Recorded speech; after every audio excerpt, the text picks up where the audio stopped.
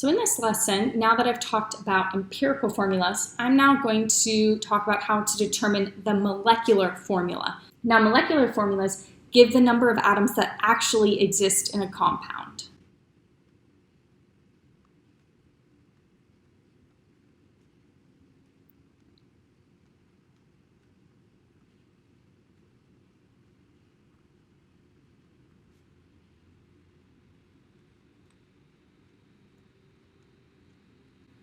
All right, so let's actually look at how to distinguish between an empirical and a molecular formula. So for the first example, which of the following compounds could be correctly identified as an empirical formula? So remember, an empirical formula is the simplest ratio of atoms. Okay, so if you notice for the first one, C2H2, that can be simplified to CH. That is not an empirical formula. That would be a molecular formula. C2H4, we could simplify this to CH2. So again, that is a molecular formula. C2H6 could be simplified to CH3. So that is a molecular formula. C2H3O2, I can't simplify that. The 3 is messing me up. So this is actually an empirical formula. That's the simplest whole number ratio.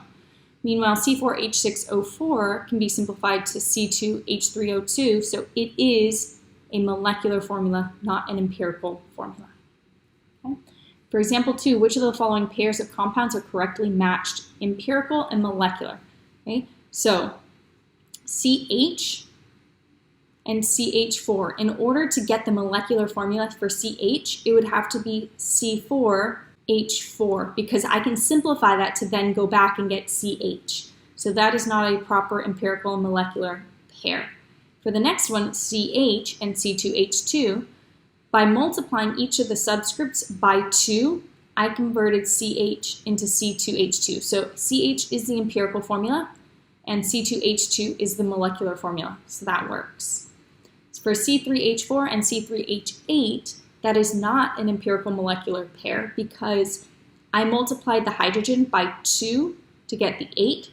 So then this would have had to have been C6. H8 in order for that to be an empirical and molecular pair. Okay? All right, well, I see now what the difference between an empirical and a molecular formula is, but how do I actually determine that in the lab? Well, here's how we do it. What you're going to do, you're going to take the mass of the molecular formula and you're going to divide it by the mass of the molar mass of the empirical formula. And by doing that, you will get a whole number, and we represent that with n. Whatever that whole number is, you will then multiply your empirical formula by that. So let me show you 2 examples to make it totally clear. So this says, calculate the molecular formula of ethylene glycol if the empirical formula is CH3O and the molar mass of the molecular formula is 62. Okay? So I'm going to put the molar mass of the molecular formula on top, and I'm going to divide by the molar mass of the empirical formula, which I need to determine now. So the empirical formula is CH3O. So carbon has a molar mass of 12.011. Okay?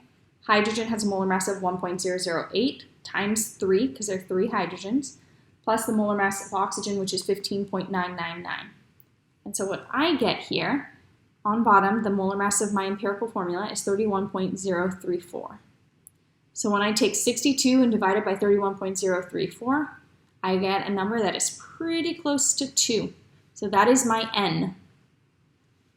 Okay, so now what I need to do is I'm going to multiply every subscript in my empirical formula, CH3O, by 2. So this is going to be C2, because there is an implied 1, H6O2. And that is my molecular formula, and I am done. Okay, let's try one more example. Okay. A compound has an empirical formula of C2H8N. That is the simplest whole number ratio I can have. And the mass of the molecular formula is 46. What is the molecular formula? Okay. Well, the mass of the molecular formula, the molar mass of it, I put on top. And then I need to divide it by the molar mass of the empirical formula. Okay. So to determine the molar mass of the empirical formula, take 12.011. I'm going to multiply that by 2. Then I'm going to add to that the molar mass of hydrogen, 1.008 times 8. And then I'm going to add to that the molar mass of nitrogen, which is 14.007. and I get 46.093. Wait, hold on a second. What that tells me then is that my N equals 1. Well, how in the world is that possible? Well, the way that that's possible is that my empirical formula here is the exact same thing as my molecular formula. Okay? Your molecular formula is what actually exists in the real world. The empirical is simply the step to get you to determine your molecular formula. So there are some other examples of your empirical and your molecular formula being the same. CO2 is a very common example. H2O is another common example. Rb2O, which we had looked at in the previous, I think the extra help, right? Any of these compounds, their empirical and their molecular formulas are the same.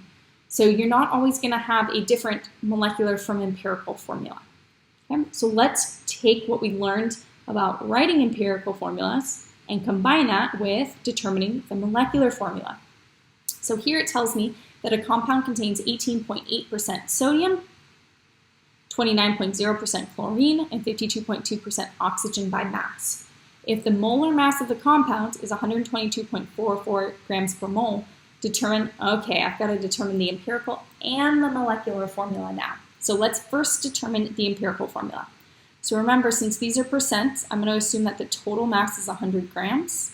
So I'm going to have 18.8 grams of sodium, 29.0 grams of chlorine, and then I'm going to have 52.2 grams of oxygen.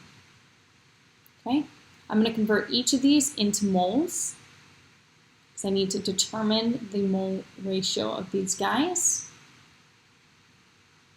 Okay, so I'm going to put moles up top, and I need to plug in the molar mass for each of these. So the molar mass for sodium is 22.99 grams for every 1 mole.